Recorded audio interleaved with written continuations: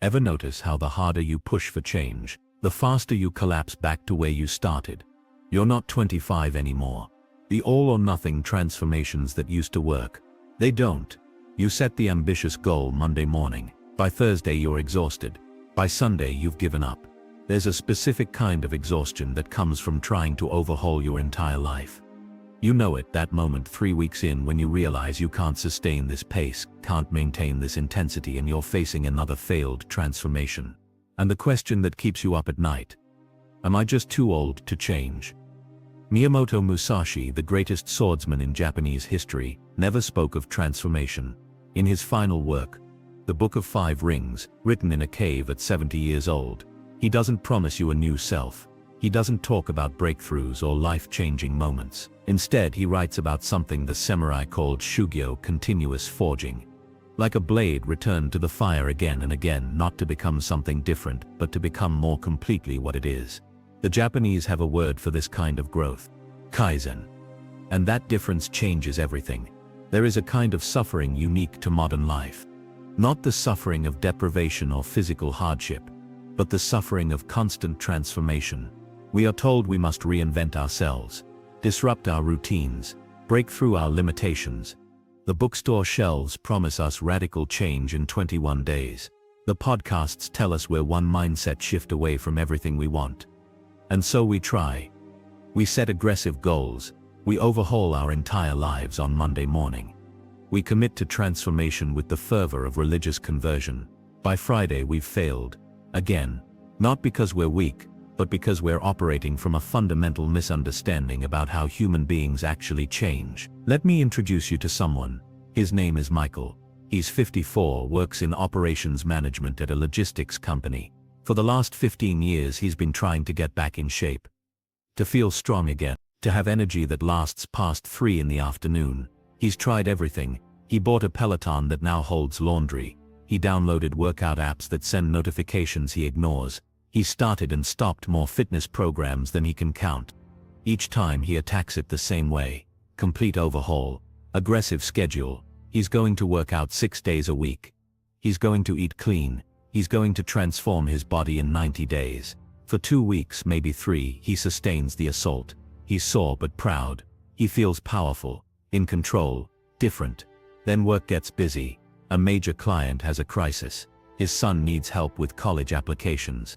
He catches a cold and misses 3 days. The structure begins to crack. 1 missed workout becomes 3.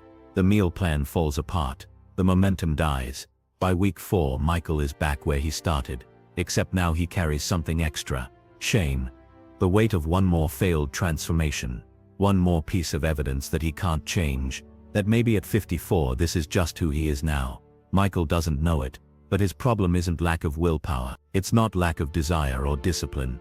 It's a philosophical error. He's trying to become someone else through force. The samurai would have recognized this immediately. This is the path of the Ronin, the masterless warrior who has confused violence with strength, who mistakes aggression for power. In 16th century Japan, when the samurai culture reached its philosophical peak, warriors didn't speak of dramatic transformation. They spoke of shugyo. The word contains the character for cultivation. Like tending a garden, you don't transform a garden. You don't assault it into productivity. You prepare the soil. You plant seeds. You remove weeds as they appear. And slowly, across seasons, the garden becomes what it was meant to be. Not through force, through faithful attention. Musashi spent his youth fighting duels. 61 of them, all victories. He was fierce, aggressive, overwhelming, but in his final years, living in that mountain cave, he didn't write about combat. He wrote about daily practice. He said the warrior's path was to make the twisting way straight through practice day by day. Not revolution, cultivation. This is where the philosophy of Kaizen enters. The word Kai means change. Zen means good. But together they mean something more subtle than either word alone. Continuous improvement. The kind of change that happens so gradually you don't notice it day to day. Only when you look back across months or years and realize you've become someone different. The samurai understood something we've forgotten in our age of disruption and radical reinvention. Human beings are not computers that can be reprogrammed overnight. We are organic systems, living things. We change the way forests change, the way rivers carve canyons, slowly, persistent, through the accumulated force of small actions repeated across time. A river doesn't attack the stone, it flows over it, day after day, year after year, and eventually the stone yields. This isn't motivational, it's mechanical. It's how change actually works. Let's go deeper into what Kaizen actually means, not as a business strategy but as a samurai philosophy. In feudal Japan, the forging of a katana took months. The master swordsmith would fold the steel over and over, sometimes more than 1,000 times. Each fold removed impurities, aligned the grain, made the blade stronger and more flexible. No single fold transformed the steel.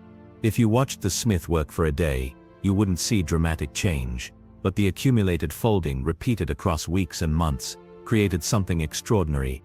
A blade that could hold an edge sharp enough to cut silk falling through the air, yet flexible enough not to shatter when it struck armor.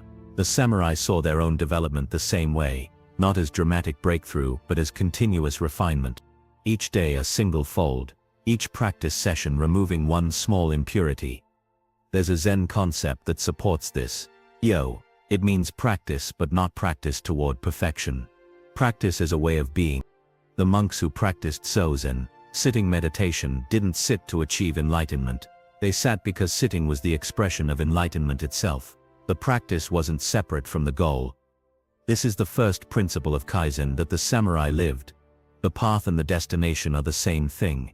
Now practically, what does this mean? It means you stop waiting to become the person who does the thing.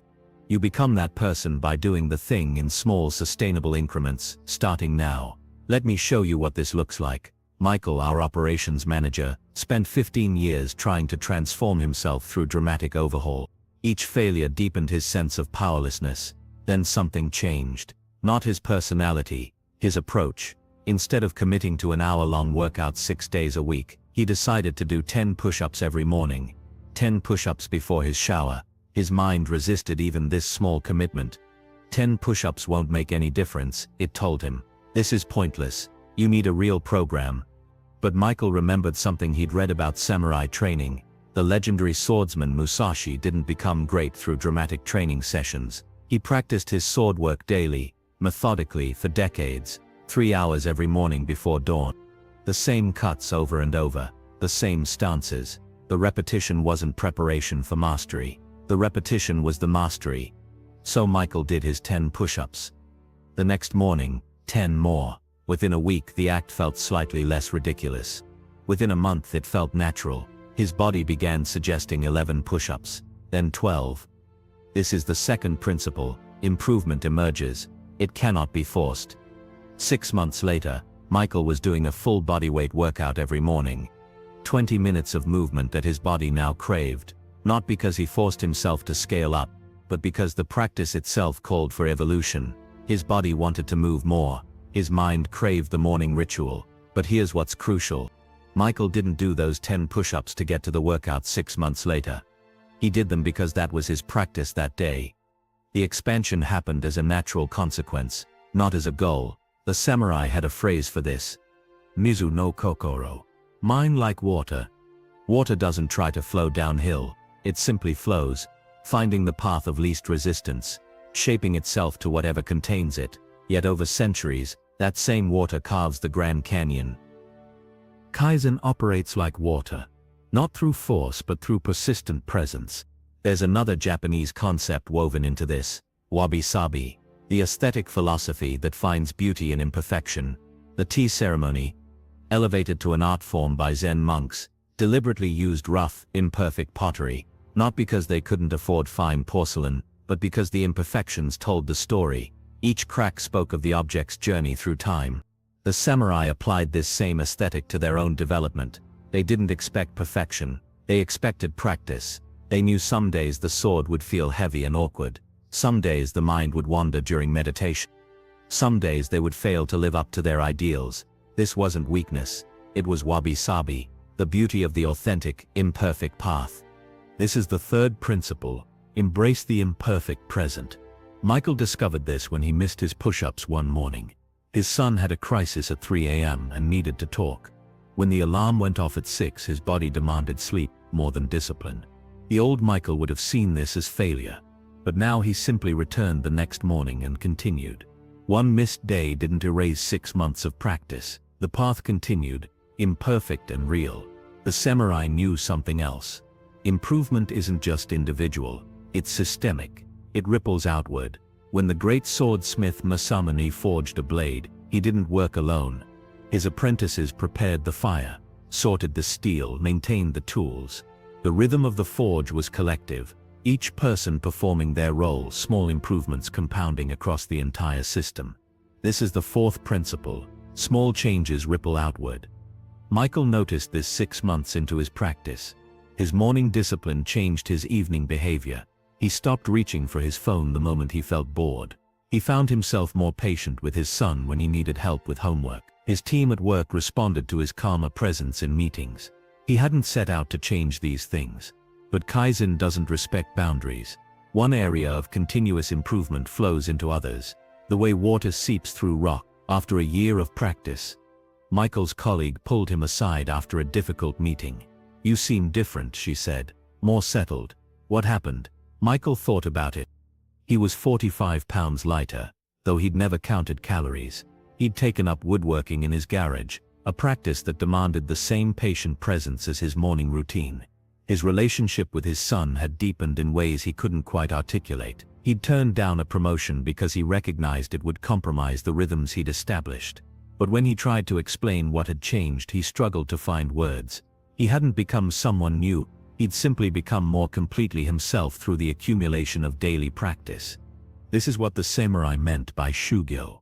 Not transformation, revelation, the forging process that reveals what was always there.